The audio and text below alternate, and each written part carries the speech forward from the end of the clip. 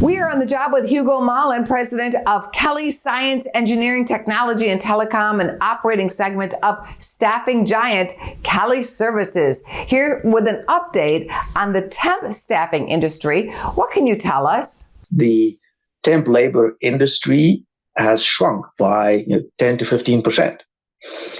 And it shrunk in a time when the economy is growing and there's a tight labor market. So that is what's so unusual about the present circumstance. That is unusual. You would think temp hiring would be up with a strong labor market, and in some areas there are still labor shortages. What does this tell you? It's significant for businesses because it implies there's been a pretty dramatic shift in the use of temp labor versus the use of permanent labor. If you look over the last 12 to 18 months, there's been pretty consistent job creation. Some months more so than others.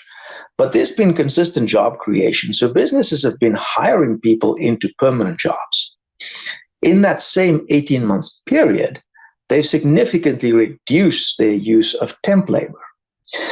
And the implication is businesses are now experiencing more of a fixed labor cost structure than they have at comparable economic times in the past. And this is concerning because ultimately, if there's going to be economic volatility ahead, and if the future is looking unpredictable, as I think we all think it is, given that we're in an election year and there's all sorts of geopolitical instability on top of that, it's actually better to have a flexible cost structure. But the response of the business community over the last 12 months or so has been to create precisely the opposite, to move away from a flexible labor cost structure with the use of less temp labor and increase their permanent hiring and therefore the fixed component of their labor force. What are your suggestions for temp workers? If you're looking for work as a temp worker, you still have to interact with a lot of different entities and agencies. You have to submit your resume to them, and then you have to go through interviewing processes and vetting processes, and ultimately you start working for a client. All of those steps can be made easier through AI.